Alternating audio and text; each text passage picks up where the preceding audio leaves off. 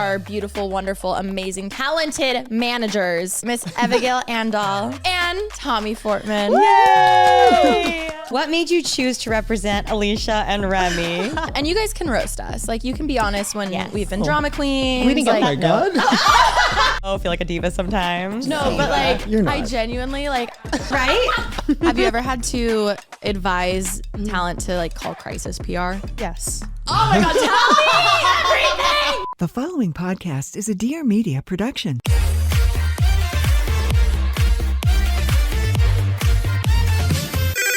Pretty basic. Hey everyone, what is up? Welcome back to Pretty Basic. I'm your co-host, Alicia Marie. And I'm your co-host, Remy Cruz. And I truly am so excited for this episode. Some of you, a lot of you know these two very iconic guests. But for those of you who do not, we would love to introduce our beautiful, wonderful, amazing, talented managers from Matter Media Group, Miss Evegail Andal. And the beautiful, the talented Tommy Fortmann. Yay! Welcome to Pretty Basic, you guys. Thank you for having us. Again, if you've watched us for a while, you've probably seen them in the back of vlogs, and you're always like, who's this person? Who's that person? I think, you know, the core Pretty Basic babes who have been our ride or die since day one probably know you guys. But fun fact, you guys were a huge part of us even launching this podcast. And I feel like a lot of people probably don't even know that. So even though it's your first time physically on here, you've been behind the scenes for years. Yeah. It's crazy that we've done this for 7 years. Coming on Seventh everybody season, here knows yeah. that 7 years. And you guys haven't come on yet. We haven't sat on these couches. Oh my God. Anytime you've come for a meeting, we sit at that table. Yeah. And then I feel we'll like be it's kind of watching iconic here though, you know? Yeah. The lighting. intimidating. I know. No. Literally right when we sat here, I'm like, oh my God. Like, oh my God. It feels bigger than it is, I promise. Yeah. Just letting everybody know they are a little bit nervous because they normally are behind the camera, Yes. but they're going to do an amazing job. And we thought we would just talk about, obviously, our love stories all together. But also, we know a lot of you guys watching are creators, aspiring creators of all sizes. And obviously, no one knows the industry better than them. So we asked you guys to ask us some questions so they can answer from a managerial perspective, from an industry leading perspective, if you will. And you guys can roast us. Like, you can be honest when Yes. we've been drama queens. We didn't, like, we didn't get Oh my God. she's like, can we cut the question? Oh shit! Well, let me re-prep for this. But you also are just amazing friends of ours. You guys know us inside and out. I feel like we have like a professional like level. We have a friendship level, and truly, like, I would take a bullet for both of you. Like, I say it when I'm drunk, but I mean it when I'm sober. Yeah. Which very big difference. Well, we heard it both Well, ways. and we love it either way. No, like truly, you guys are so amazing, and we would not be here without you at all. Like, Neither would we. No, but like, just take the compliment, Evegail. We would not be here. This podcast wouldn't be here. Like, I'd probably still be in Moreno Valley. Oh my gosh. No, you wouldn't. it's very Remy's true. like, I'd still be in LA. No, I was gonna say, without Tommy, I would have my head would be on the floor. Oh my God. The way that I call him, how many? We said like 7 times a day at least. It's on average, yeah. Yeah, no, On average, you which guys. means there's 20 No, sometimes. it's just constant stream of communication, constant stream of consciousness of just talking, Yeah. just like hanging out all the time. No, I There's love always it. so much going on, you know? yes, I love there is. it. So it's really cool because I feel like we have such a cool little unit of the streamlining of like communication. And Rem and I have both had other managers in the past, and I feel like it's just been game changing being with you guys. And I just can't even we can get into it all. We obviously talk about the business side of YouTube a lot on here, but we only know our perspective, you know, and our journeys and our personal journeys. And you guys work with how many other clients? 30? 37. 37. Wow. Speak up with confidence, Evegail. 37. Also, we know our perspective, which is from the creator side. Yeah. I'm sure, I know, from your guys' perspective, it's very different working with brands, working with other creators. Every creator is different, different temperament, different diva tendencies, Yes. different everything, I'm sure. My favorite though is when I'm like, I'm sorry, I'm gonna pull a diva card. Like, can we do this? And then you and even Pranat, they'll be like, trust me, y'all are not Yeah. divas. Yeah, We've worked with seriously. divas. Really? So I'm like, You are the least. I so feel like a diva sometimes. the least. no, but like, You're not. I genuinely like, I don't know. I feel like, Right?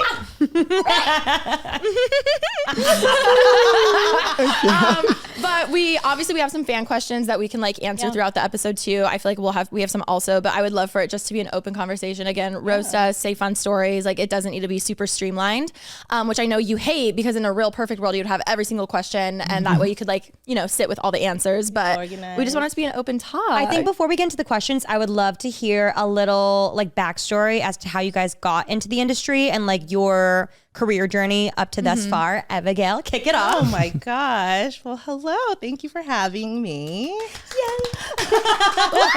I started in the industry on the brand side in 2010. So I was at NYX Cosmetics for quite some time. We were building out their social strategies. Actually, like social media was just not a thing at that time. I mean, it was the birth of Instagram, actually. What year? Well, I started there in 2010. Okay. So I started their account and everything. And then from there, I was really trying to connect with different bloggers at that time. Were you doing social media then? Like that was part of your job at NYX? I made it a part of my job. Cool. Because we were really Because it trying to didn't integrate exist it. yet. Yeah. Yeah, okay. Yeah. Like I was also like leading the Facebook community for NYX Cosmetics. So I running didn't know that. Yeah, like running customer service for them, responding No. to things. Yeah. Yeah, there were a bunch of like sales that were happening on the website because it wasn't at retail yet. No way. Through Facebook? Yeah. Like customer Whoa. service was on Facebook and also on email at that time. Oh, that's so funny. So responding to things, connecting, building community was an important factor to my job. what was the hero product of NYX at that time? Oh, it was a jumbo Jumbo eyeliner. eye- I was milk. going to say Yeah. milk. Milk. Yeah. Milk. Okay. Yeah. And what was the champagne one? Oh my God. What was it called? When you say it on, milk was the main one for me. Milk. And I'm thinking of that shimmery Yeah. champagne one that everybody wanted. The jumbo eye pencils were iconic for the brand. That's what made the brand. Because anyone who couldn't afford the Urban Decay Primer Potion got the NYX and milk. And they duped it. Yeah, Yes, yeah. The first dupe before we knew what a dupe was. Yogurt. Yogurt! Milk and yogurt. Cottage cheese. Ew. Yep, I remember those. Take it up with her. Okay, yes. So NYX for a few years, and then what happened after NYX? And then after that, I went to Skechers. I went to Skechers to actually work there and try to build their social platforms also. No. Yeah. Yeah. But they didn't have, a social media department at that time. So I was in the PR department. Oh, cool. Okay. Yeah. And then after that, I went to Pixie and Pop Beauty. Then after that, I went to an actual talent management company. At what point were you like, wow, I actually think I want to become a manager? I didn't. Really? Literally, like I had no idea what it was. I didn't know what it was until, a friend of mine who started a company approached me and was like, I've known you for years. I think you actually would thrive in the talent space and this could be a really good fit for you. And so we talked about it and I was like, I don't know what you do. I don't understand what talent management is. And when I learned a little bit more about it, I was like, oh, it's building a relationship with people. Yeah. Figuring Instead out. of customer service, you're dealing with the talent. Yes. Yeah. Wow. And then the talent is the brand to me. So Yeah. figuring all of that out. Tommy, how did you decide you want to be a manager?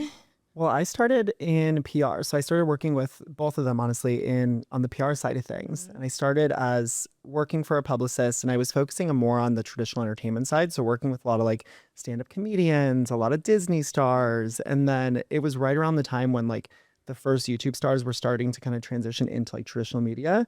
And thankfully, one of the publicists at the company that I was at, she started signing a bunch of, Generation 1 YouTube stars. And I thankfully worked with her. So I started to kind of build up my roster from there, which was great because it was like right at the explosion of the influencer community and everyone kind of starting to do press and starting to recognize, creators as an actual like entertainment industry celebrity versus just someone posting videos online. Yeah. So that was super exciting. And then 4 years ago, Remy was looking for a new manager, and Has it been 4 years already? Can I say the story of how it happened? You tell the story. Okay. This is a good well, story. first off, you have to tell your story about Tommy at that meeting. No, I was gonna say I'm like trying to be. Anytime there's four people here, it's easy to like overtalk. So I keep thinking things. I'm like keep it in. But my first memory with Tommy is I remember because once you get to that point at like, PR is like one of the last things people or creators really get. And let's get into that after. I want to break Let's down talk about everyone's the, like, teams. structure. Yeah. So online we used to call Tommy our publicist, obviously. So I feel like now sometimes I'll see people be like, "Oh, that's Tommy, their publicist," and I'm like, "He'll always be our publicist." But I distinctly remember having that meeting in that office with the main girl of that PR company, and you were right next to her, and she was like, "Okay, so Tommy's gonna be your point person." And he like so quiet, so shy. He looks so put together. He like is like writing down notes and looks up and is like, Hello. The iconic wave. Yes, he does this all the time. Hello. And it was just so funny because I remember even our first carpet together, I was like so nervous. I was like, he's so cool and so chic and like so quiet and reserved. Like, I feel like we're probably not going to bond or like, I hope he likes me. And like, little did I know you'd be one of my favorite people. Yeah. Everyone's favorite person. Yeah, that's so cute. 8 years ago. Yeah. 8 years ago. That was Royalty. 2016. I had just gotten off Girls Night In tour. So that was like around that time where I was just like, what's the next step in my career? Everyone's telling me I need a publicist. Obviously, it's like one of the few things that isn't a percentage and you pay out of your pocket. Right. So you're like, what is this for? Yeah. I just remember being like, oh my God, I'm in Just Jared. Well, you know what's crazy too is we weren't even close and we had the same publicist, we had the same agent, we just had different managers. Yeah. So how I got into Tommy being my manager is I was with the same manager for about 6 years and then she transitioned out of doing management for digital creators specifically. So I was like, okay, I need a new manager. She's my only manager I ever had out of college. So I was like, I don't know. And I signed up on accident. Like I filled out the awesomeness portal and I didn't know. She contacted me and I loved her. So we were together for 6 years. And then when she transitioned out, I was like, well, I need a new manager. Where do I even begin? And I was at lunch with Tommy, who was my publicist, Pranav. You guys probably know Pranav. We'll get into him in a minute. love Pranav. Our agent, we love Pranav, Alicia and I, and we were sitting there at lunch and I was just like talking about how I didn't even know where to begin. And then Pranav, who's also Tommy's best friend, goes like, oh, well, have you considered Tommy as a manager? And Tommy like elbows him. He's like, not now. And then I was like, oh, after I left that lunch, I was like, wait. I didn't know that Tommy was wanting to potentially get into the management world. And then I talked to you and I was like, if you're being real, like, let's actually have a talk about it. Yeah. And then the rest is history. The rest is history. 4 beautiful years together. 4 beautiful years. 4 beautiful years. No, but I think it was so like seamless because obviously I'd worked with both of you. So then it was like, okay, management is definitely something I see as the next step for me and something that's similar to being a talent publicist. I think the representation space was a lot of similarities, but it was still like, okay, it's still a pivot. So I need to learn. And I'd worked obviously so closely with Evegail and like the whole team, because obviously I've worked with Alicia for years. So it was like a very easy, hey, I'm in movement to management. Any chance I can join your team? Which made everything so easy to kind of just transition over. And then everything obviously with your guys' joint business was just such a smooth, wonderful transition. Yeah, literally. It's so crazy looking back. And I always thought you were such an amazing publicist, but now I see you are so much more meant to be a manager because you're just excelling so much in that. And it's been really cool to witness. It's just cool because you know how like, I mean, everyone listening can relate to like you have a career goal and you get there and then you pivot or you go into something else. Like you never would have thought you'd become a manager and like here you are and you're thriving in that. And it's really cool to watch on our end. And also like any deal we get, any opportunity we get, like you guys are not like, I'm going to say like 95% of it. Like you are doing the executions, you're talking to legal, like you're just like figuring out everything. So we always tell people, find a good team of people who you click with and understand you. And it should be mutual too. Like when you're trying to find a manager, I feel like there's so many times people get kind of screwed over because it's just like a transactional thing. And I feel like we're so good because we,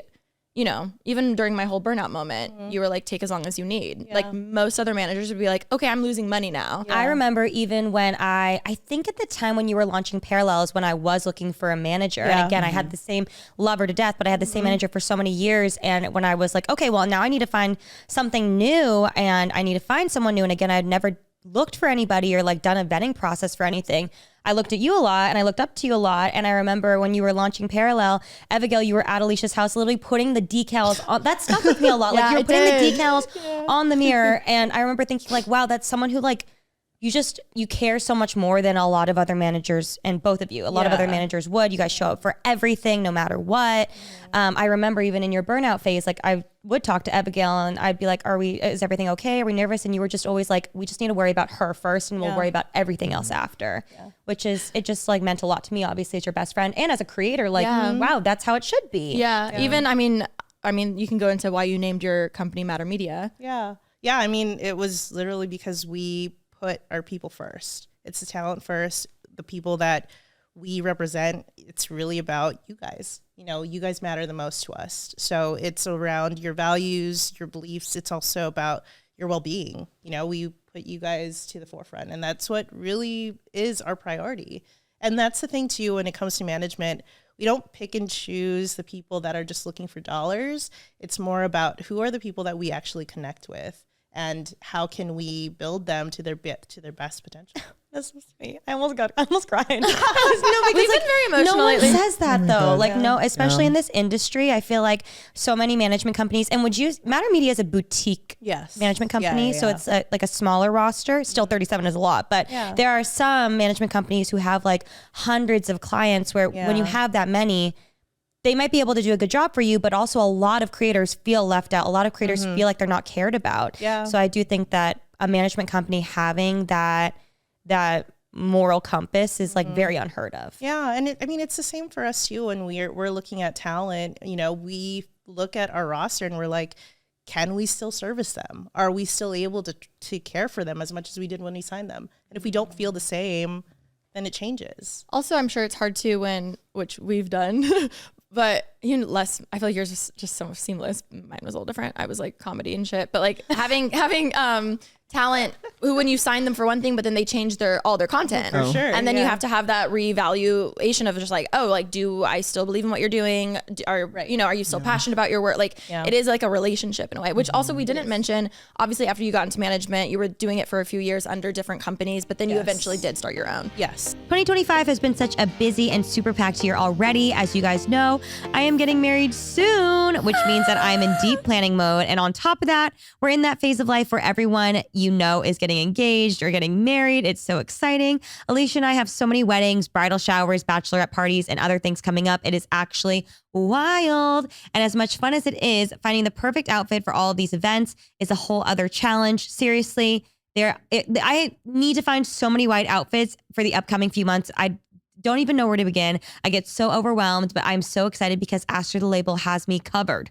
Oh my God, not even bride, but like as just a wedding guest. Like it can be so hard finding the exact like dress that you want to wear, especially with so many different themes. And, people say wear pastels and you're like, okay, now I need a pastel dress. And you don't want to break the bank, but you also like, want to look cute. Check out Aster the Label. We are obsessed. They have the best selection of wedding guest dresses, all under $250. So you can look stunning without breaking the bank. And if you're the bride, Aster the Label has you covered too. If you are looking for something something white to wear to your engagement party, rehearsal dinner, bachelorette weekend, bridal shower, whatever, they make it so easy to find chic, flattering pieces that feel special but totally still wearable after the wedding events are over. Plus, the quality is amazing and you're getting designer level looks for a fraction of the price. No, it seriously takes so much stress out of wedding season, whether you're a guest, a bridesmaid, or even the bride yourself or future bride-to-be. Aster the Label has something for every occasion. So if you're gearing up for a year full of weddings like we are, you need to check them out. Visit asterthelabel.com and use code PRETTYBASIC at checkout for 15% off your order. That's ASTRTHELABEL.com and use code PRETTYBASIC. One word for 15% off. What do both of you feel like you learned that has been huge and now being managers from your past jobs? Yeah, I mean, I think the biggest thing with which goes with any sort of partnership or any sort of work relationship, I guess, is having that open communication and that dialogue with your clients. Cause it's you might be nervous to tell your manager, oh my God, I want to pivot all of my content. Cause you're like, what if they drop me? What if it's not as monetizable? Having that open relationship and kind of that open dialogue of this is what I'm thinking I want to do. Even when it comes down to something like a brand deal, on the outside, if you're just I'm not turning it in or you're not responding, we could look at that oh, they're not doing their work. Whereas it's they might actually be dealing with something. So maybe something happened in their family. So I think having that open dialogue and that open communication with your clients and really just having a close-knit relationship goes so far and really builds the relationship further to make you a better manager for them. Yeah. Honestly, also trying new things. So hearing out what your clients are wanting to do, whatever idea it is, just to try it and see what happens. I think we learn so much from trying new things and then evaluating whether or not it was a success. What do we do if it was a fail, and how do we just learn from that for the next thing? Wait, I love it. Did you realize you'd be babysitters also? No. What do you mean? No, manage. I just respect you guys so much. There are times again, I'm sure you have crazy stories. Obviously, you don't have to say what talent or what past people you've worked with, but I'm sure there's been times where your clients basically want you to edit their work or you to do just that line of wow, there's some talent who understand what this relationship is. And then there's also clients who who just kind of treat you like an assistant in a way. Right. Yeah. I also do think, like, obviously digital is different from traditional, and as the days go on, it's kind of meshing more and more. But I do think when you think of like a traditional manager, like a traditional manager, it's like they kind of like in movies are depicted as like literally a babysitter who like has to go to the hotel and like get the talent up and like get them to a shoot because they're like still drunk from the night before, and like that's like how movies make it seem. But like I do think some creators do expect that maybe because of like how Hollywood depicts it. But what I do want to do is I want to explain to the audience, whether you're a creator, aspiring creator, or just curious, like for, let's say like us two, like us as creators, what do you guys do on the day-to-day for us? Like what is a manager's job? And then also different roles, because I do think people get really confused. What's a publicist? What's an agent? What's a manager? What's everybody's roles? What are they all doing to make it look like nothing's actually like we're doing it all on our own? But we are also very open and honest. Like we do not do it all on our own, and we could not do it all on our own. Yeah. So yes, what do you guys do, and what's your roles? Let's start with you guys. I mean, I think it's so different each client, like what the day-to-day looks like based on kind of like what projects you're working on, whether that's you're more brand focused or more brand campaign focused, whether you're more trying to move into the traditional side. But I think at the center, it's really just like the manager is the one that's kind of talking the most to the talent, that they're like, okay, these are the 5 goals we're working on right now. And then how are we getting those to the finish line? And it's the manager's job to really make sure they're the one leading communication with every sort of external partner, whether that be like your agent, whether it be like a brand agency, whoever it is, just leading that communication and making sure everything's being handled seamlessly and nobody's kind of dropping the ball on what their next step is to get it to the finish line. Very much like middleman, hand in every pot, making everything move smooth. Yeah. Obviously, this can be like an average between your other clients, but how much would you say opportunities and deals come in versus you guys vetting out? It differs. Yeah, it definitely differs. I want to say like someone's inbox could be flooding with just different inquiries versus another. We're spending so much more time pitching. It really depends on the client for sure. Got it. Yeah. And also about maybe there's an idea that one of our clients might have, and we're like trying to figure out who the right brand partner could look like for that. Okay, so that's manager. What would you say an agent's role is to do? And not every, I would say, if you are a creator and you're starting out, the kind of like line of which you want to hire usually is you obviously make your own content. You're like, ooh, I think I could use help. I would say start with the manager. Yeah. Work with your manager.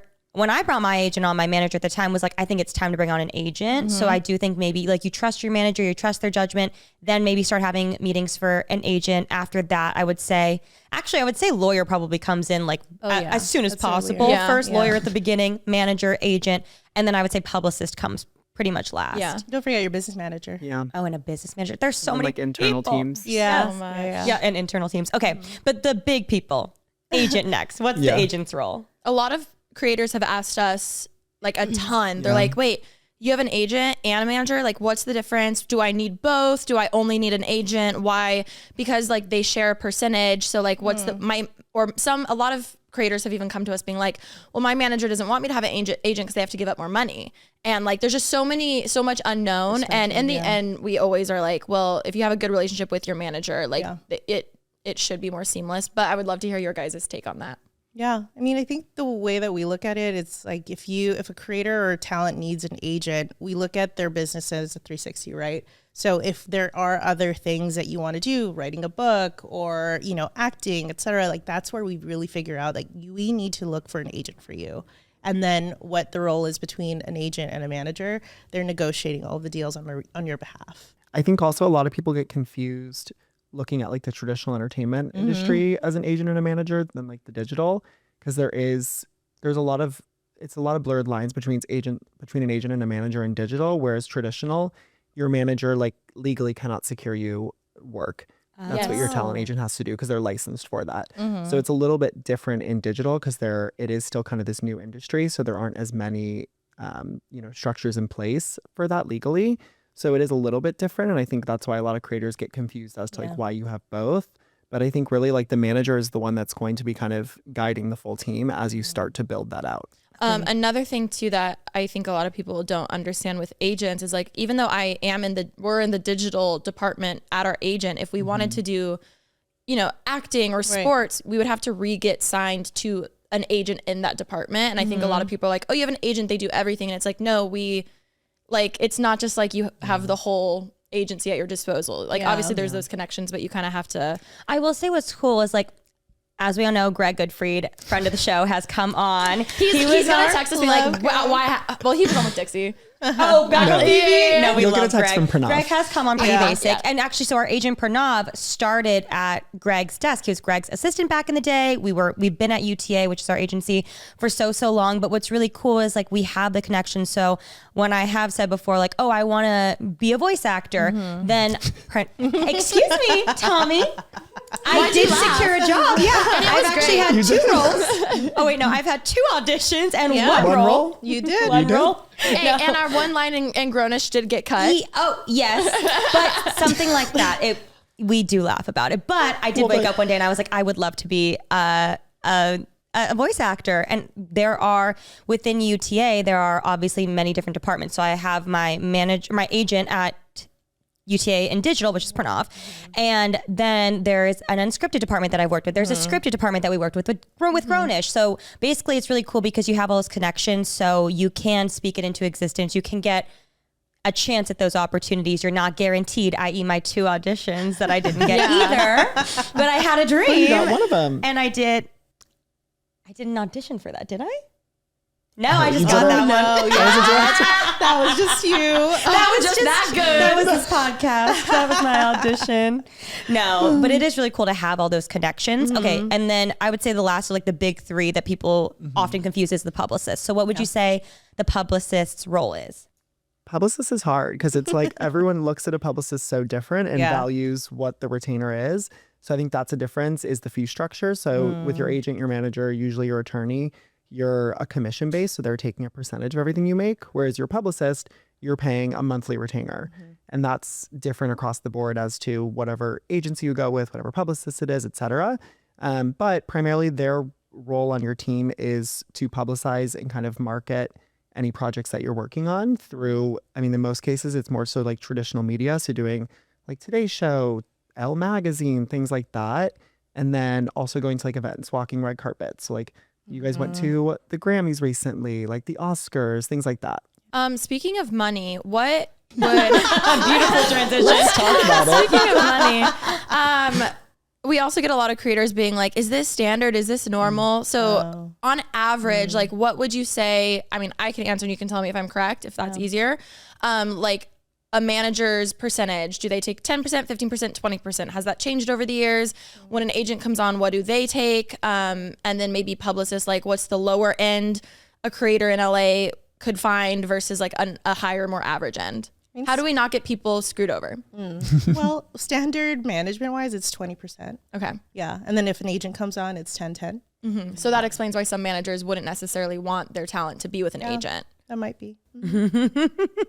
Not us. We love agents. We love agents. Yeah, we love agents. We love agents, publicists. We love them all. I feel like you guys are, what the mentality behind Matter Media also is like, if you win, we win. Like that very much feels like it, where I don't feel like every management company feels that way, or like every team feels that way. So I think that's what's really cool about you guys though. It's like it genuinely feels like a team. Like it's not like you guys work for us. We're just all a team together, which is really nice and like very good camaraderie. But I would say a lawyer usually takes like 5%. That's pretty standard.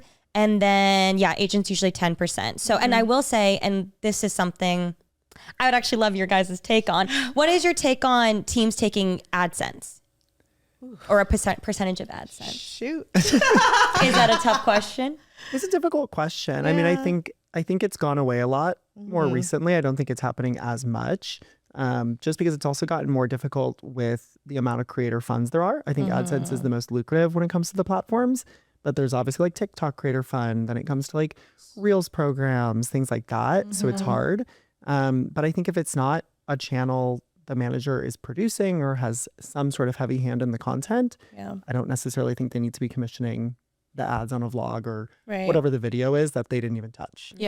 Where like, obviously you guys aren't sitting here, obviously you are today. You're not sitting here recording this podcast, but you are a huge part in building it. So obviously you have a percentage of anything we make with the podcast. Which obviously I feel like there's those standard things like 10%, 20%, lawyer gets 5%, but there is a lot of gray area where it is just different at different companies. So I do think that's a good thing to think of when you are interviewing different people or trying to find your perfect management or your perfect client, is like asking those types of questions, like, and comparing. I feel like that's a whole other thing too. Yeah, it's also like asking, ask exactly like what are the services that they'll be able to provide. If they are asking for AdSense, ask why. Yeah. Right? Like what is the reasoning for it? If they're going to help you find a producer or do et cetera things on the back end of YouTube Studio, then there might be a legitimate reason why they should be getting AdSense. That's interesting though, because obviously the AdSense topic has been a huge thing, of also creators being like, wait, your manager takes AdSense, mine doesn't, mine does, or like, but you know, whatever the case is.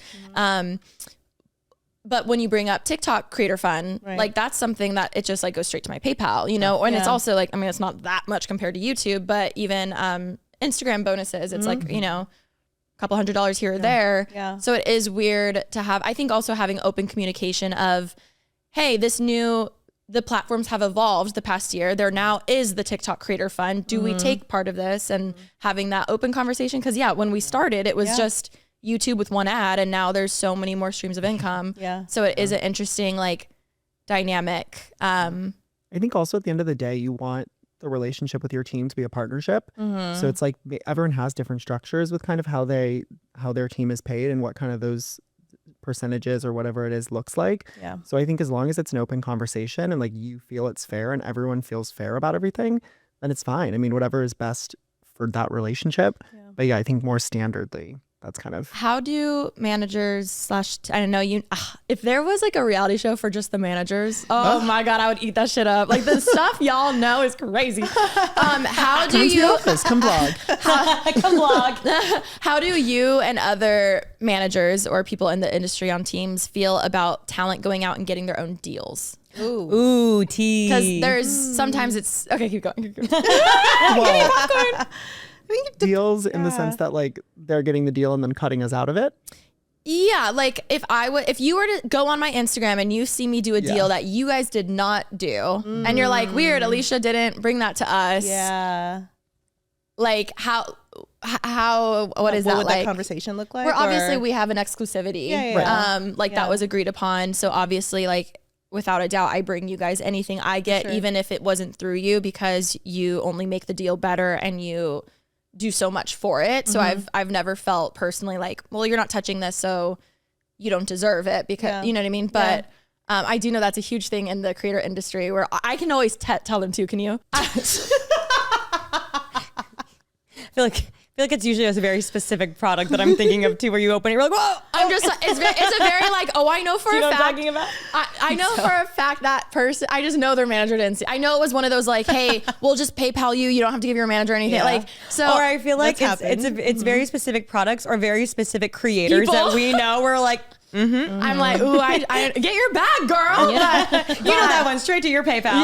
Yes. But regardless, how obviously I guess some managers don't have that exclusivity, but how is it when you're trying to work on a relationship with someone, you see that they're like, they don't trust you or they're doing things behind your back? It's difficult. That's where we really draw the line, honestly. Like it's a trust thing. This is a long-term relationship. You know, so if we feel a certain way straight from the get-go, like it's not worth our time.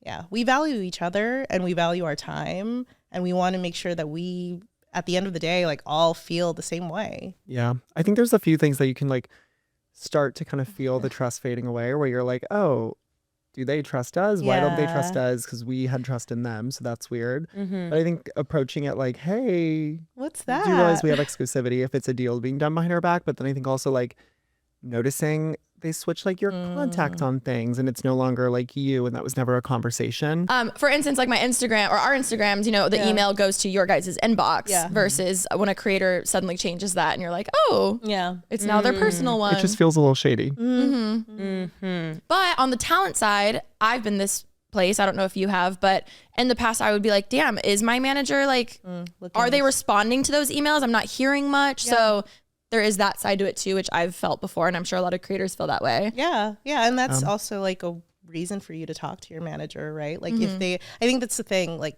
talent just really needs to communicate how they feel, because that is so important. Like we can't read minds. No human can read minds. So it's better for us to have a conversation about what you're feeling, how you're feeling a lack of trust, or if there is a lack of something, then that needs to be communicated. And I think specifically too that a lot of our creators will have like a shared inbox. Yeah. So it'll go Yeah. to them and it'll also go to us. And I think in the beginning you'll see they'll like text you and be like, oh, did you see this email? And it's like, oh yeah, I saw, I responded already. And then like as time goes by, if you guys working together, Yeah. they just like, stop checking it because they just trust that you're checking it. But they Yeah. still have that access if Yeah. they need that peace of mind to go in and see like, oh, has it been late? They can do that. Oh, that's a Yeah. good Which I idea. think comes down to like always asking your manager. Like you're Yeah. saying, Yeah. if it feels light, be like, hey, have I not been getting emails? Any way I can see that? Like just asking those questions and seeing how they answer. I will say I really do think to any creators listening who are maybe feeling that way, or maybe you're just getting into hiring a team, and like I personally think the best mindset is that you are all a team. I feel like I've met a lot of creators who are like, my agent works for me, my manager works for me, they all work for me, they all like, you know what I mean? Like I think that's the wrong mindset to have, and I feel like that creates not a hostile environment, but I just feel like it's not setting you up for success. Like you're all a team together. When you win, they win. When they win, you win. Like everybody's working together, and I feel like that's the best way to go about it personally. Yeah. Okay, so we've already naturally integrated quite a few questions in our conversation, but we did have people write in and ask questions, and these are really good questions, you guys. So fabulous job. And we're just going to go through all of the questions from the PB viewers so that you guys can get your answers from industry leaders. First off, how does one get to be on a creator's team? Is it all networking? And what's like advice for someone who wants to be on a creator's team or like work behind the scenes? I mean, a lot of what we've done is it's been a lot of inbound stuff. You know, a lot of people have been inquiring about how to work with a certain creator or how to get in the industry. So we've been able to use that as a way of interviewing. So if it's depending, like if it's an internal team member, like a producer or an assistant for, you know, any creators, like that's something that we would be able to vet. Oh, I was just gonna say, and then when it comes to like, if you want to be a manager to creator or whatever that kind of looks like, it's a lot of like, I think if you're looking to break into being a manager or an agent, I think it's the industry's at a great place where there's so many virtual or remote location jobs for like internships that you can do, and like starting that way and getting into the space. I think any kind of major entertainment management agent company here in LA or anywhere in the world now has some sort of tie to creators at this point, which is amazing. Yeah. But then also there's so many small like shops that are popping up with like the boom of TikTok and so many creators. There's so many small companies that need interns. So I think just even looking at like your favorite creators and seeing like where they're represented and doing some research, like we've got so many interns that have come to us that have listened to the show. Yeah. Oh my and have, God. like, looked up you guys. Okay, my Yeah. next question was going to be, I'm sure even after watching this, like a lot of people may be wanting to send emails to whether it's you guys or other managements or anything. Like what are some do's and don'ts of like what if you get an email, everything seems perfect. Like what's one of the biggest don'ts that's like a turn off for you? Or what stands out in a Or good and way? what stands out, yeah. I mean, what has drawn us is that if they're a fan already of any of our clients, that's so helpful. That's amazing. Like they call everything out as far as like who they are, what they've done, why it's been so motivating, or why they love that person. That's really great. What's a fine line of that though? That's what I was gonna say. I was like also walking that fine line of like making that personal connection and making us aware of how you're aware of the company or the role, but also not coming off as a fan. So I think Right. kicking off with like, hey, I heard about the company and I did some research after, you know, listening to Pretty Basic, but then kind of launching into like, why am I a fit for this role? Because it's like, it's amazing all the listeners that want to be an intern, of course. However, you do have to have an interest or have a kind of an understanding of the role to actually excel in it. So I think breaking down why you would excel while also still drawing that personal connection is kind of is really great to see. What does the NDA, me kidding to you, what does the NDA look like though for like an intern and them being able to see, do they see rates of talent like, or even just, I'm sure you have to feel protective of like what you've built, and you just wouldn't want someone to intern and later make TikTok videos about your clients or something. Like how, what's that line? What are those red flags that you kind of, I don't know. Yeah, I mean, I think, you know, it's one thing where we don't share anything as far as rates with any of our interns and or, you know, any anything from the details of any deals, either any offers, like those are things that are very much confidential for our team who is executing. And then contact information, of course, like those are things that interns will have access to, but that's only primarily for gifting or just sending things out for the brand to have.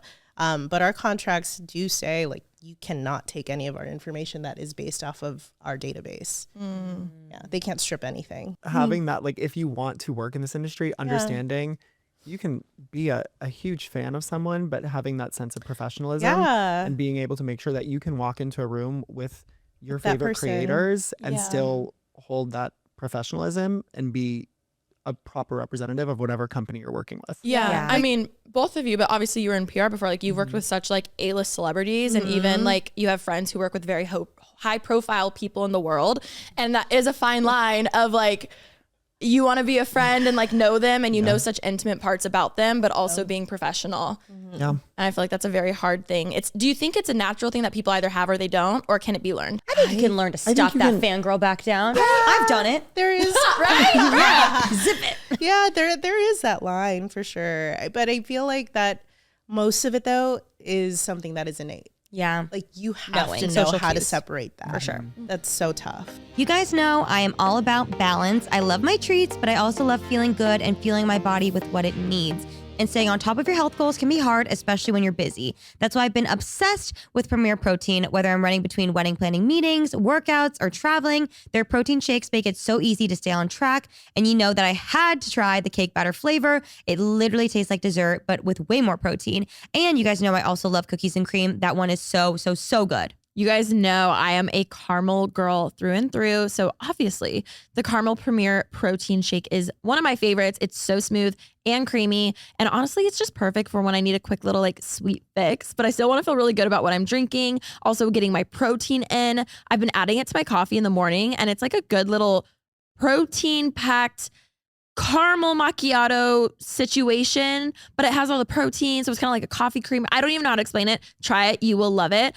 Also, I obviously have to shout out, they also have a cafe latte flavor, because if you're loving that vibe, if you love your coffee like me, it's a good one. And it also gives you a little caffeine boost with protein in it. Every shake has high protein and just 1 gram of sugar, so you're getting all the good stuff without that heavy, weighed down feeling after. I always keep a few in my fridge for those busy mornings when I need something quick but still satisfying. Whether you're sipping on a ready-to-drink shake or mixing up a smoothie with their protein powder, Premier Protein makes it so easy to add extra protein into your routine without sacrificing flavor. So if you're looking for a delicious way to fuel your day, try Premier Protein. Visit premierprotein.com and go to where to buy to find a retailer near you to shop online. Premier Protein, sweeten the journey. For a management company, we're talking like starting at the internship level and working your way up. Obviously, if you were a good fit, like you saw a lot in Tommy, and he came on already at a higher level than an intern. But for the most part, like younger people that are listening probably start at the intern level. Yeah. For an agency, I believe for the most part, same kind of story. You usually have to start at the bottom of an agency, depending on your age and obviously experience level and things. But you usually start in the mailroom and work your way up.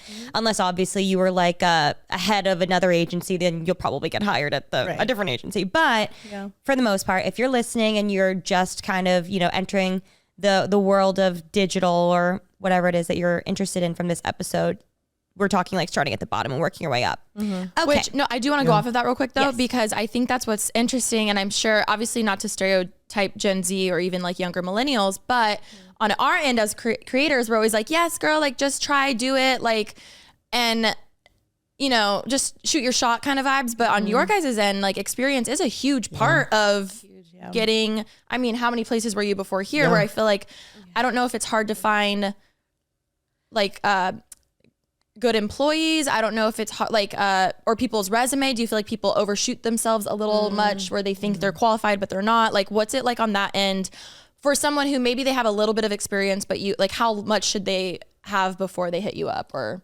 for us, like honestly too, we do want them to have experience, at least something. It's hard for us to actually be sold on someone that only has done one thing.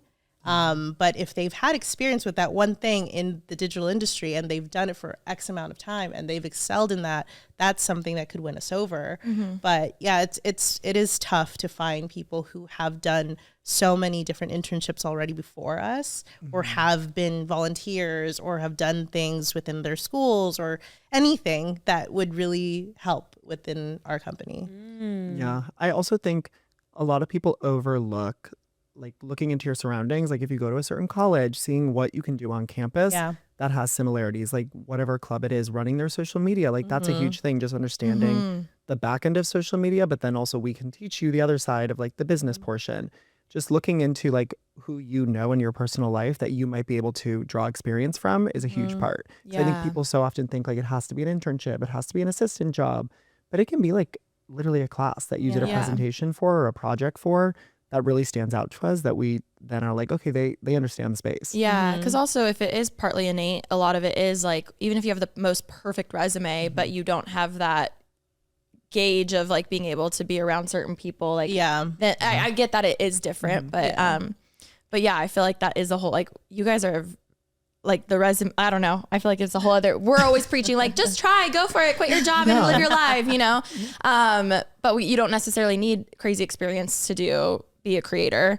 Obviously you guys do. So what you just said, it just really struck a chord with me, because I remember being a freshman in college and Instagram was like just taking off, and we had our sorority Instagram page and like we were focusing on that. But I can't even imagine that was 12 years ago, like how much has changed now with the landscape of social media. And so like you guys getting interns of like fresh out of college, that's just crazy to me to think about how probably so many prospective interns are also so good at social media. That's crazy to think about, that they're probably way better than I am at it. No, it's like that's so cool though.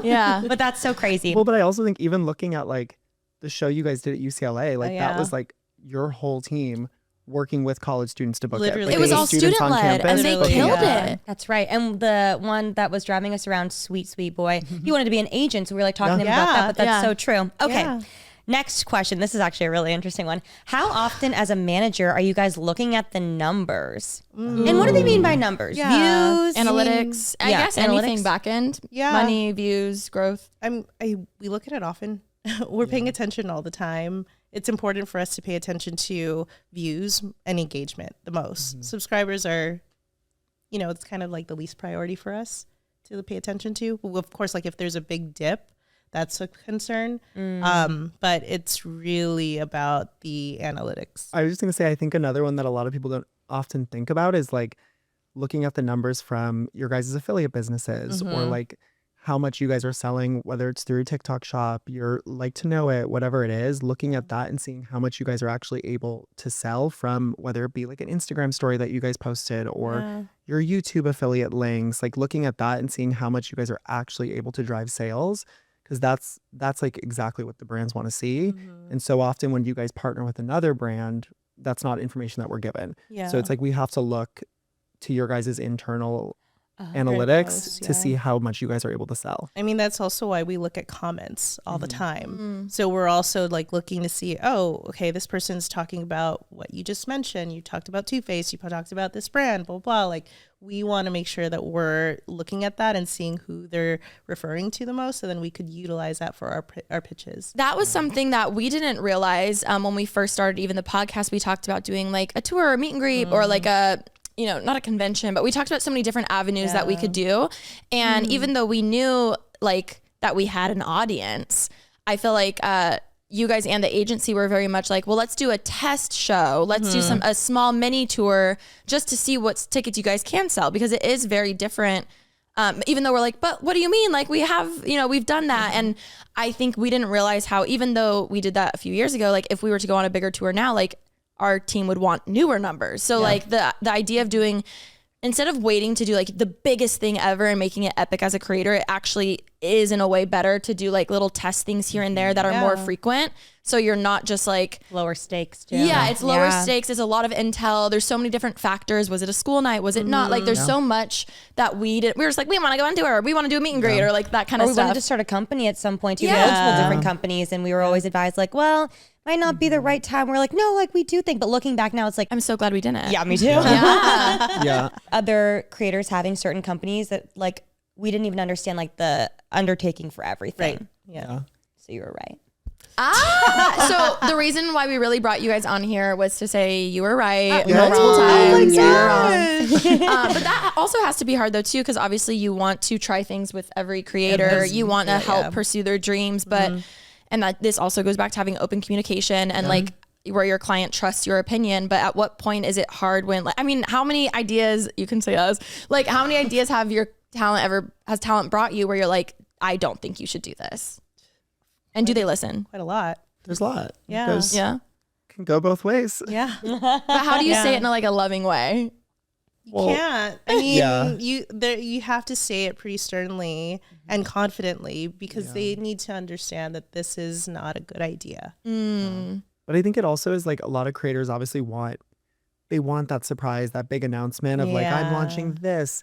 But it's like a lot of times you should test on your Instagram stories, ask, hey, if I were to release merch, would you guys want a t-shirt, a sweatshirt, no merch? What do you want? Yeah. Because like they might not want that. So it's that doesn't mean you don't have an engaged audience. They might just not be in the price point to buy that right now, or they don't want to listen to another podcast.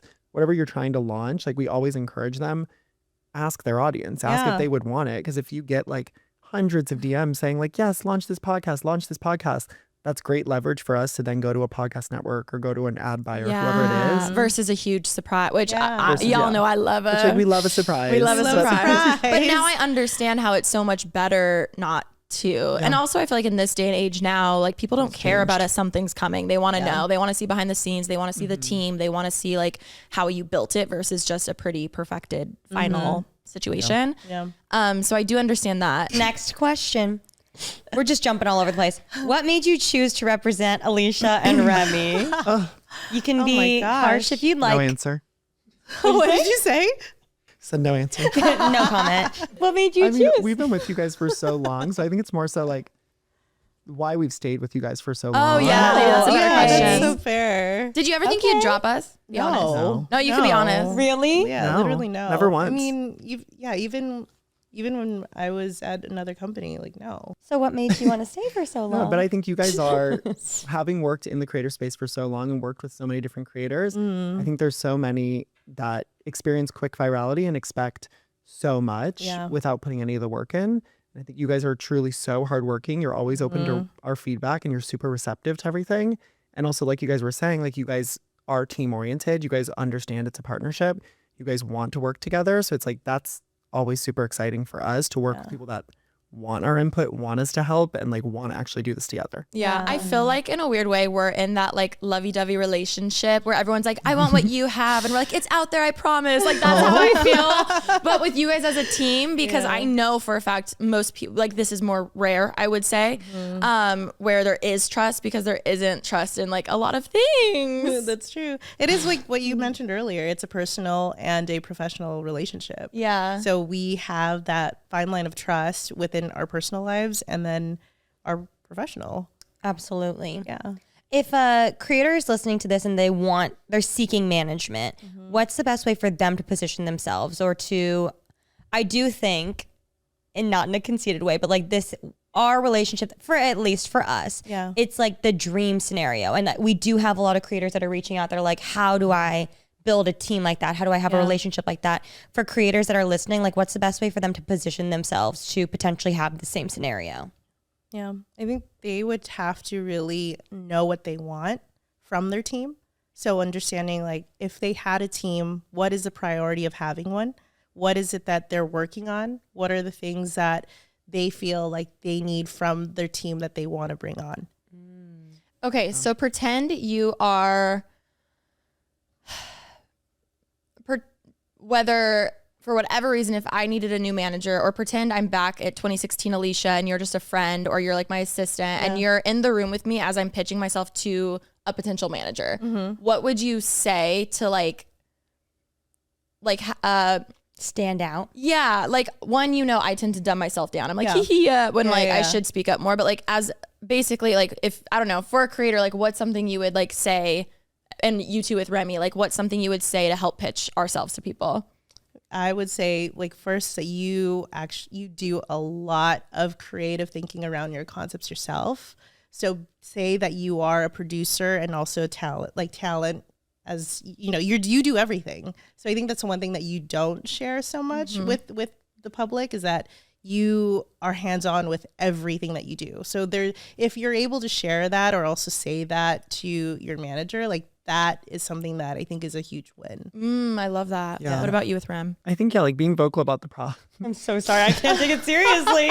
I'm so sorry. I think like being vocal about your processes and like how you actually work and like how you lead a team. Because like there's so many people that touch everything you're working on and you lead that team. But I think on the internet, you come off as like the fun loving, just like there for anything girl. Which she is, but she also is like a boss. Also Yeah. a boss. Yeah. You're like, there's more to just unboxing Sunny Angels. No. You don't know how much work went into that Sunny Angel unboxing. Oh my God. My thumbs were hurting afterwards. Those are the fun ones. Those are the fun ones. Got it. So really like, even though to us, we're like, oh, what do you mean? Like we like having our hands in it, but like packaging that as a huge selling I think point. for anyone like looking for reps, it's like showing that you have a vision for your career. Because it's like if someone comes into the meeting and we're like, oh, what are you looking to do? Yeah. And they're like, oh, I just want more brand deals. Yeah. I was going to say, like, That's okay. the red flag.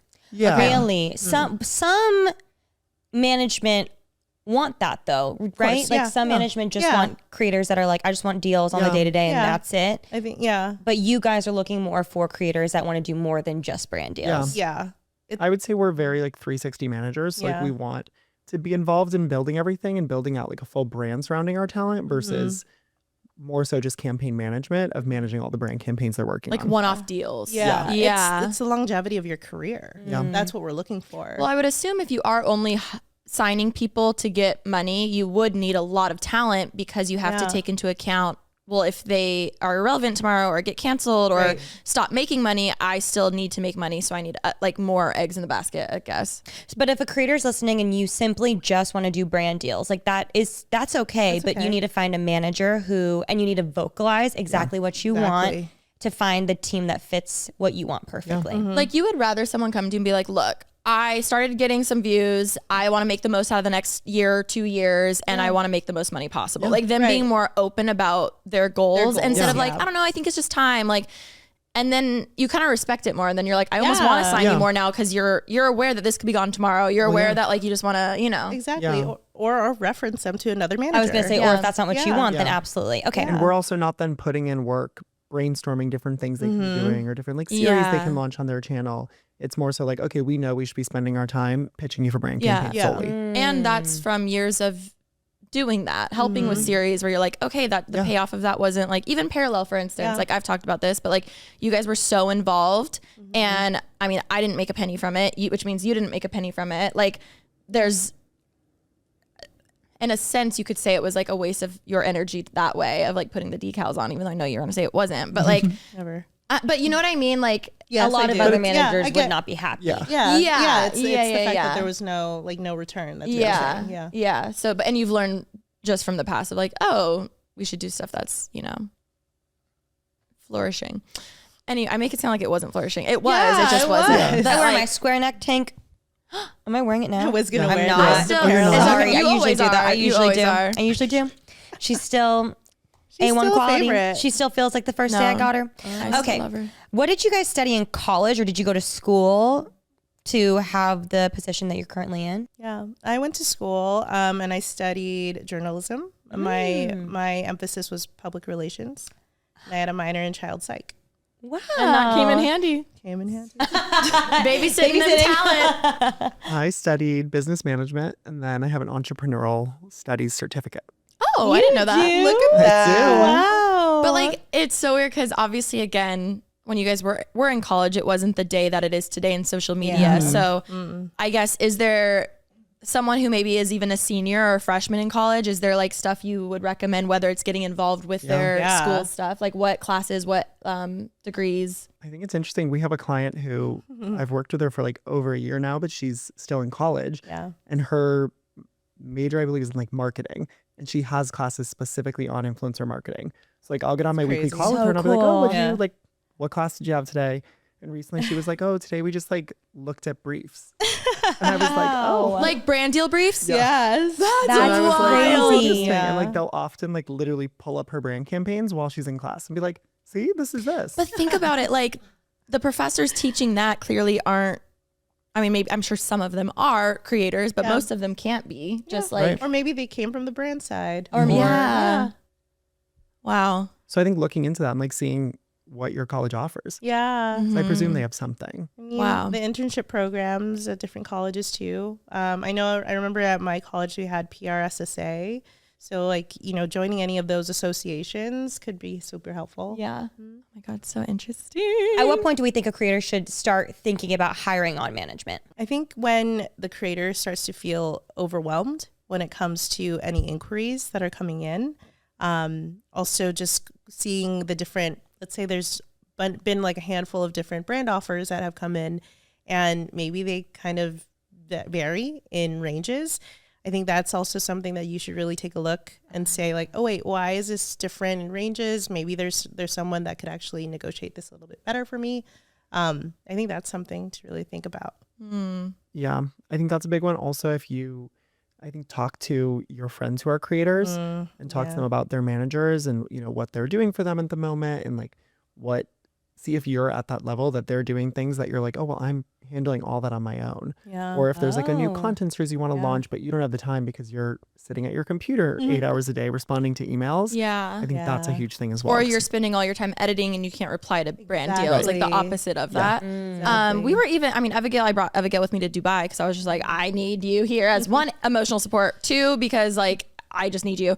And it was so interesting because at one point we're at dinner with a lot of creators and they just have so many questions about the team side and the management side. And I would even say some of them have like much bigger views than me, but it was so interesting seeing them like not understand the world of having a team. And I felt so secure being like, wow, I'm not stressing about deal to deal because we both have built out such long-term careers and goals and dreams, and like it never feels like we're behind or off track or anything like that. So it was really interesting, just some of the questions they had. Like a lot of them were like, I just wish it was like if you have X amount of subscribers you get X amount of dollars. And at one point I'm like loving this convo, so I'm like talking, I'm like, oh my God, no, like it's just different and like everyone varies. Like for instance, I may not have as many views, but if people trust me, and I refer something, they're going to trust me over a UGC ad where they don't know the person. You know what I mean? Right. And then they had another manager question and I'm like, Evegail, this is your time to shine. What was like some of the, one, what'd you tell them? But two, like what do you feel like the main thing those creators just didn't understand? Trust. That was the one thing. Yeah. Like they couldn't really trust their team. They weren't able to convey what they felt about the situations that they were vocalizing during that time. And then the fact that they weren't able to really share with the other person that they were having issues with.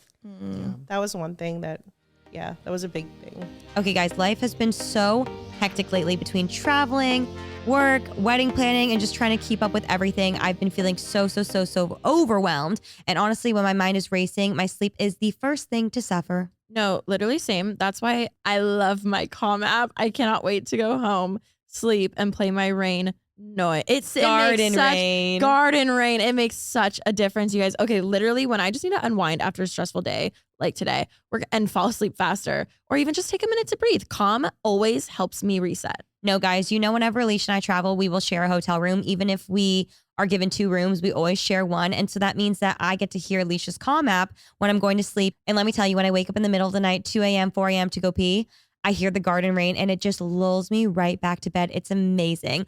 Calm is the #1 app for sleep and meditation, and it's designed to help you calm your mind and actually change your life. And let me tell you guys, it works. The sleep stories are amazing. I turn one on before I go to bed and it helps me fall asleep so much faster. Oh my God, no, the sleep stories are really good, especially if I'm in my head a lot, like I'm trying to sleep, but the thoughts are racing, the intrusive thoughts are coming in. I'm just like spiraling a little bit. Listening to the sleep stories help because it really just helps me get my mind distracted and get me out of my mind, like away from my thoughts, and it gives me something to focus on. Or as you know, I also do love a little guided meditation. Also in the morning, it doesn't have to just be when you're sleeping. It can literally be for any time. And if you ever feel overwhelmed, they have these quick grounding exercises that help you reset in just a few minutes. So take this as your sign to start putting yourself first. Stress less, sleep more, and live better with Calm. For Pretty Basic listeners, Calm is offering 40% off a Calm premium subscription at calm.com/prettybasic. That's CALM.com/prettybasic for 40% off unlimited access to Calm's entire library. Calm.com/prettybasic. I have a question about that. Yeah. I totally understand the lack of trust or just like the fear of not being able to trust. But do you feel like sometimes creators jump the gun? Because that's what from what you heard in Dubai, not to out anybody because I don't even know who was there, but like I do feel like so many creators want instant gratification. I know a lot of creators that like will bring on someone and like a month later they're like, they got me nothing, I'm dropping them. And they do that a lot where I'm like, I think give it time, give it a lot of time. I actually almost dropped my first agent because it was like a little bit of time. And my manager at the time was like, I don't know if it's going to work. Like nothing's coming in so far. Maybe I overshot it. Maybe you didn't need an agent yet. And then we went to have a conversation of like, I don't know if this is working. Boom. Next week. It was amazing. So it just like took a certain amount of time. It takes time for your brand or your team to understand you as your person, you as a brand to be able to pitch you. So do you feel like, I'm sure some of their scenarios were justified, but do you feel like some was just like a little bit too quick? Maybe. I don't know them either, as well as their teammate might know them, but I might be timing. It might be all of that. And even some of them, or even also it's just some other creators, I feel like I'm always like, well, did you tell your manager this? Did you tell your team that like you're not happy? But it doesn't have to be I'm not happy, I'm leaving. It should be like hey, am I doing something wrong? Is there room for improvement? Like, has there been feedback from the brands where they're like, love her stuff, but she seems too edgy for this? Like, I feel like we're very open to like, hey, we want to hear any feedback from brands, even if they pass on us for whatever reason. Like, I mean, obviously we've done it for years and we're more secure, but like, I never question if Remy gets a deal and I don't, where I know you have a lot of other clients who do compare 24/7 to like other peers. I think a lot of times creators or whoever it is that has a manager, they kind of miss that human portion. Like at the end of the day, you guys are both humans. You guys are working together. So it's like you have to build that natural rapport. And then from there, I think the trust starts to come. Because like obviously, yes, you can solely be focused on work and build the trust from there. But I think when you guys have a personal connection as well, obviously understand your boundaries, of course, but building that personal connection really helps you build that trust. Yeah. One thing that I feel like we both get asked about with other creators who don't have a manager. And I feel like that's what's always so hard is because we're always trying to help people who don't have the resources we have. But at some point it is kind of hard when they're asking like, hey, what should I charge for this? Like, what's my rate? And I'm like, it just depends. And this is what we talked about with those creators in Dubai. And I feel like in the end, I understand how it's not a happy answer because they're like, well, if I have 1 million subscribers, I should get X amount of money every brand deal. But I'm like, well, one, and this is what I would love you guys to touch on. One, like, what do you tell those people who don't have a manager yet, who like are just, starting out? How do you even like gauge what your rate should be? And then on top of that, like there are multiple times that like I take deals that are under my rate. Like it's not like, I don't know. I feel like there's just not much insight on that side of everything. It's tough because there isn't a proper calculation to it. Like there's no app that can be made. No, there's no book. There's no app. There's nothing on our calculator that could really convert any of our rates. You have to just be mindful of what the market is.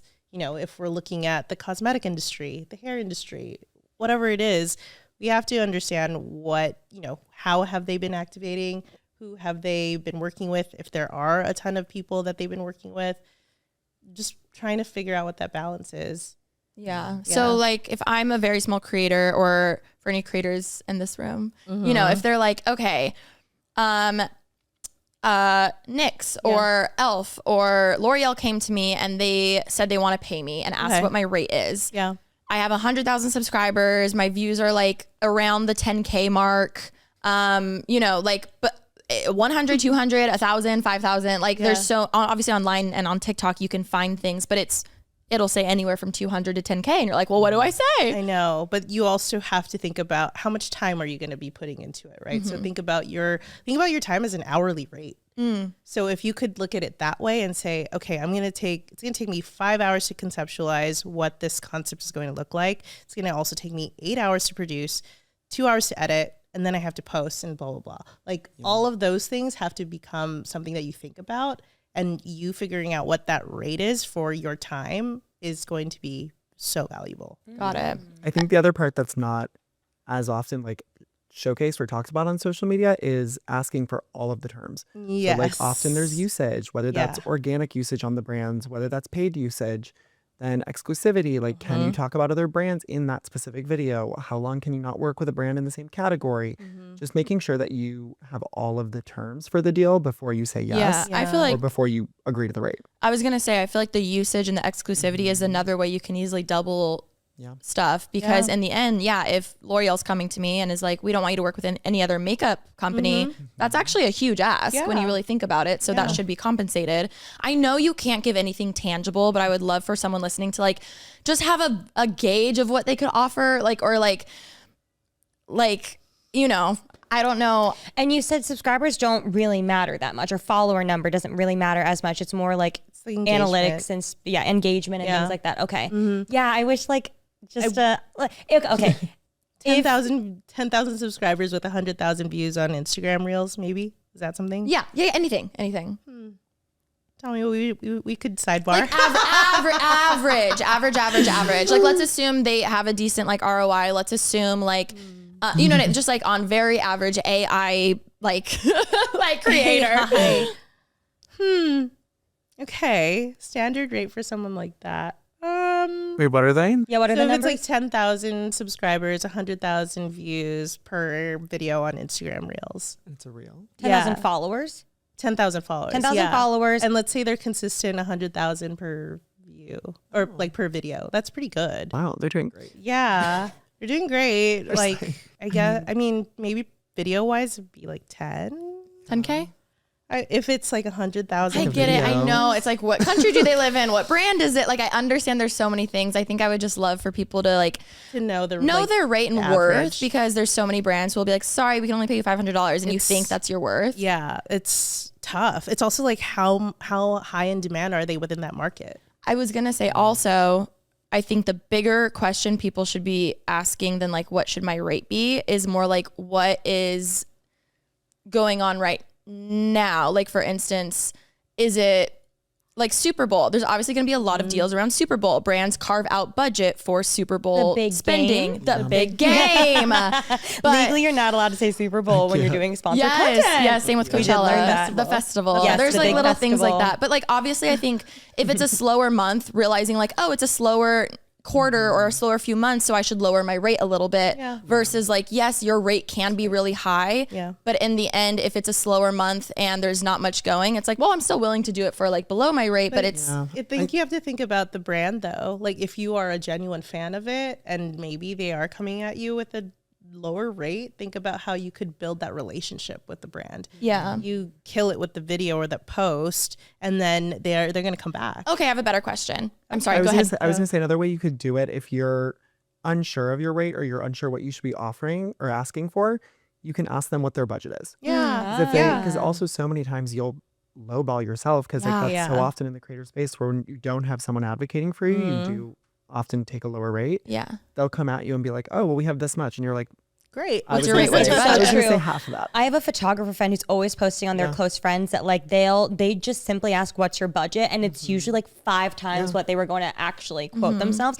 Also, obviously, we're having this conversation most likely for creators who don't have management. How I do feel like a lot of creators who are, you know, pitching themselves or having these conversations, like, don't understand that you can also negotiate. So the kind of the tactic also is to start higher and then meet somewhere in the middle, because you're going to get lowballed and then you meet in the middle. Usually that's kind of what would you suggest for them to do also? Yes. Well, I think that comes down to making sure that you have all of the terms. Right. Yeah. So like, what are the deliverables? What is the usage? What is the exclusivity? And then it's like, okay, what's your budget for all of that? And then if they have something come in lower than you were expecting, you start to remove things. And you say like, well, I can do that at that rate for X. Okay. no paid usage. This is what I Whatever it think is what I should have said, is instead of asking what your rate is, I think there's no form we can give. There's no Excel sheet that we can say like, this is how much you should charge. But from your guys' end, the communication of securing a deal, what are some tips you have? For instance, saying what's your budget is a huge help. Another thing is packaging, like sending them different packages of like, I can do this for this, I can do that.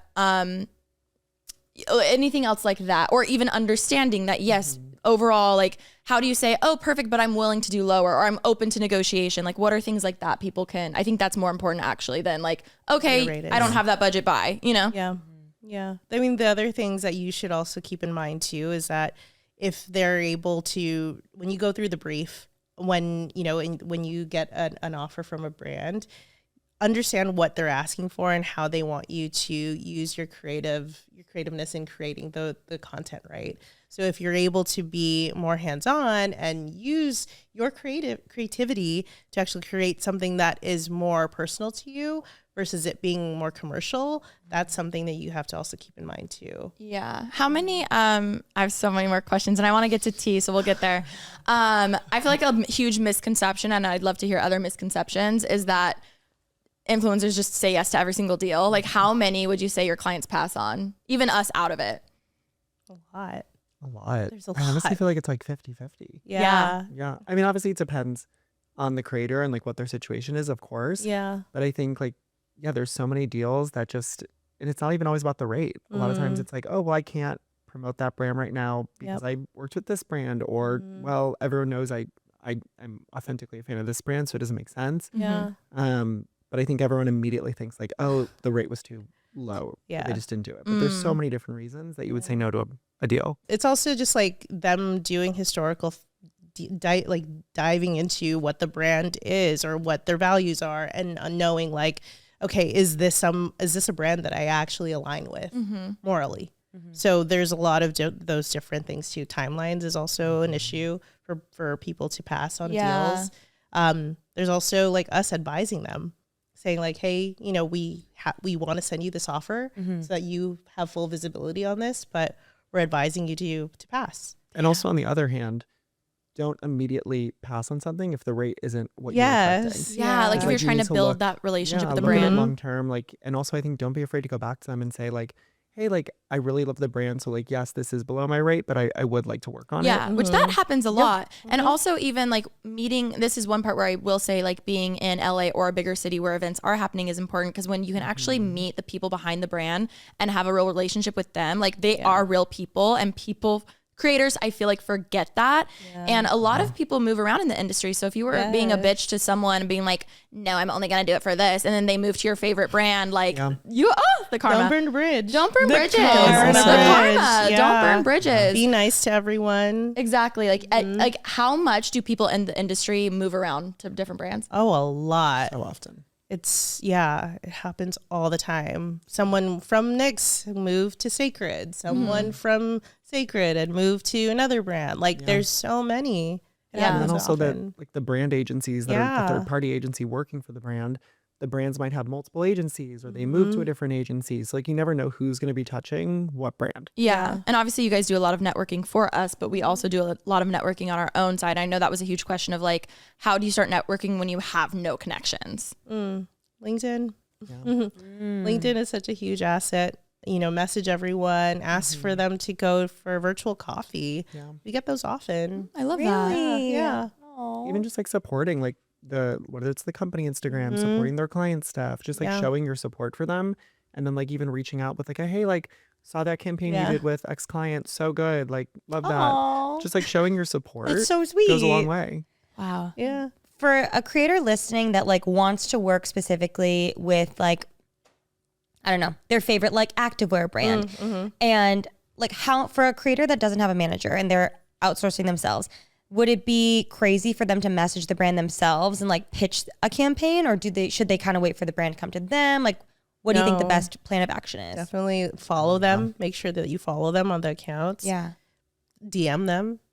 Also use every resource to find the person who's handling the marketing for the brand. That's also a big thing. Also like organically tagging too. Yeah. I think is a big thing, of course. Yes. Yeah. One thing I've even done is like, once I've met people who work at the brands, like if I see a thing that they should do for their socials, I'll be like, oh my God, you guys should do that. Like, it's just like have a relationship with them. It doesn't have to be so like not necessarily formal, but it can just be like transactional too. Yeah. Also, how many brands are having events where they're just hoping people come? Exactly. Like, just be someone who's like, oh, I'm gonna come to this. Like, obviously, we get a lot of like invites. And there was a time where I like had none. I was like so excited to be like, oh my God, Maybelline invited me. I'm gonna drive out from Reno Valley, like and going. And there does come a point where you're like, you can't go to everything, but I think making it, if you are gonna go, it's like there's a reason to go, or like to meet this brand, or like to network, or like all that stuff, or meet other creators. So I think like going to events is huge if you have no connections, and you can even just DM brands being like, hey, let me know if you ever have events in Dallas or in Nashville. Like, I would love to attend. Like, that's such an easy way. But now I want to get to the drama. Okay, I know you guys have horror stories, and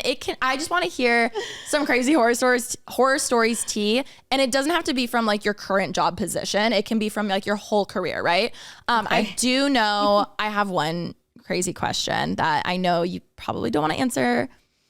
What has happened in the past? Because I know both of you have worked with talent who have been massively canceled. I'm talking like 2015 canceled, 2015, 2016. Like, I'm talking like big cancellations. Like, what is it like on the back end that people don't see? Also, like, what do you do? Obviously, it depends for what, and if it's like morally, like morals, like what they're being canceled for, if it's actually true, if it's not false allegations that are being made. Yeah. But I mean, overall, it's really sad. Yeah. It's sad. It's hard. Like, the whole team is all, I mean, obviously you guys are deciding like what you're going to be doing from a business stance with the client or whoever it is. But it's very sad. It's very hard. You obviously have to move quickly. You can't obviously sit around and because the internet will run with things. So if it is something that is false, you obviously want to speak out and set the record straight. But I think obviously making sure that you have your ducks in a row and that you're not going to say something that is later proven wrong, or it comes back to make the situation even worse. So I think consulting your team, there's so often that people will like start to, I think, make a mistake and don't know how to fix it, or don't know how to step back and be like, oh, okay, that was wrong and I need to apologize. So I think so often people will make a mistake when it's absolutely, they had no malintent with it, but they don't know how to apologize and actually take accountability. So like consulting your team and understanding what everyone thinks you should do is important. Have you ever had to advise talent to like call crisis PR? Yes. Oh my God, tell me everything. Do you have a number on speed dial? Like, how does it work? It was Tommy Fortmann at one point. I was gonna say, I don't want to get you guys in trouble. I know, obviously, no. But this is a huge part of it, and this is like, again, I would love for people who just want to even be a manager one day to like have insight, like not just aspiring creators, because obviously we know our side, we don't really know your side, and like just stuff to that. I was just gonna say, I think they're like the term crisis PR can be overused also, because I think sometimes people they'll make a mistake and they need to respond, so they'll consult a publicist, and like you don't necessarily have to be a specific crisis firm to help someone with releasing a statement or owning up to something, or I didn't even know that. So there's crisis PR a lot of times, like in the Hollywood traditional world, like those are firms that are just set to help with like really big things, like the Justin Blake drama. It's like Justin Baldoni's hiring crisis PR. Is that an actual crisis PR like firm? PR firm, they or like a specialize crisis specific publicist. Okay, so they they how specialize. stressful. They must be stressed all They're the like time. lawyers. Also, like you are a lawyer. Being incredibly close to your lawyer in that situation, because if it is something that's like detrimental, that someone's claiming criminal actions, you obviously need to speak to your lawyer and know what you can and cannot say. And I was going to say, like, if you don't have any contacts to a publicist, talk to a lawyer. Make sure that you're speaking to your lawyer at all times and updating them about what's going on. And just so that if there is a need for any formal statements, then you have someone else to also help. One thing I will say, I feel like a lot of creators, obviously, like online, people want tea and they want drama and all those things. And like, you know, especially like during the story time era of YouTube and things, like people are obviously like very candid about a lot of things. And I remember there was one time I wanted to do a story time and I filmed it. I had it ready to go. It was so good. I think I had my lawyer watch it, or I just called my lawyer and I just walked her through it. And she was like, yeah, you can't post that. Like you could, but I wouldn't if I were you. Like, and I do think there are a lot of creators that would have posted it. Yeah. But I very much always play on the safe side because as much as I also don't want drama in general, I also don't want to ruin someone's life. Like that's not my intention for even how crazy no the matter story how is. virality does not matter. Like I'm not, it was just an interesting story, but if it's going to affect someone and then also could potentially affect me if like, for God forbid I were to be sued or something, it's not worth it to me. I know a lot of creators that would, but I remember my lawyer being like, it's just not smart. But that's why you have a lawyer and you find one who you see eye to eye with, because obviously what's the point of having a lawyer or a team and like not trusting their legal advice and like their legal counsel when like that's what you pay them to do. And yeah, could you have posted it and it be fine? Of course. But could you have also posted it and, you know, as much as it's like funny tea drama, like this person eventually like sues for defamation or like they can't get a job because like, and there's so much more to it. And again, I think it goes back to realizing like we are all humans and like real people, and like sometimes the content isn't worth the crazy like. And it was all alleged. But I will just say that, and my lawyer's gonna be smiling somewhere. Don't worry, we've learned allegedly. Okay, wait, any other like quick horror stories, like talent? Didn't have a bronze set and I had to take mine off. I don't know, like just like fun, crazy. That's not even like a crazy story, but you gave me your bra that one time. I did, of course. You what? Always. What did you I say? gave her my bra. He gave me his bra that one time. For sure. same size. Same exact size. You with just some knockers. I'm trying to think. I have good ones, but I know you. I know you can't share though. Like I what's a good know. one? Well, when I was in PR, I did PR for a convention. Everyone here has attended, and it started very much in the creator space, but as it kind of grew into the traditional space and had, you know, very large A-list celebrities. And one of our headliners one year, she was supposed to be there, we'll say 5 p.m. You know, 5:30, we're like, okay, still not here. 6, what's going on? It's now like 7, and this is in New York, and she's still in Las Vegas. Because she had played the night before and hadn't gotten on a plane. Did she show up? She showed up. She was 8 hours late. 8 hours So it late. wasn't, still let her wasn't the on. time, but she was like 8 hours late. Yeah. Oh my god. Like supposed to check in at 11, the event didn't was come supposed till to, 7. end at 5, and she got there at like 9. No, was anybody People there? waited. People waited. People waited. I think I have one. Oh my God, go. This is also at a convention that we've all attended at some point. A client was very late to an appearance that was supposed to happen with a major magazine. And I had called, multiple of our team members had called this person, trying to figure out where this person was. She was not awake. Then we get a phone call, maybe like an hour after her appearance was supposed to happen. I was asked to go get her cranberry pills because she had a UTI. Oh. She was incredibly hungover the night to actually make an appearance for that publication. But guess Was it what? We paid? got it. We got all the things. Was it paid? This is what I meant by babysitting, y'all. Like these stories. Like you are a babysitter. Yeah. Was it paid? I think yes, it was. Oh my It was God. paid. Did the publication like reschedule or just never went? We made it happen. We got her the things, we got her ready, and we were out the door. This is a movie moment. Uber will be out in 5 minutes. You will be in it. We were at her door. And then we were just like, let's go. Let's pretend. What do you this say never to the happened. brand though, or the agency when like this is happening and you're not wanting to freak them out? There's also a line of like, oh, she's coming, she's running a little late, hee. But then there's also a line of like being honest. The reasoning was that she wasn't feeling well. And that wasn't a lie. Wasn't a lie. Wasn't. There was no lie.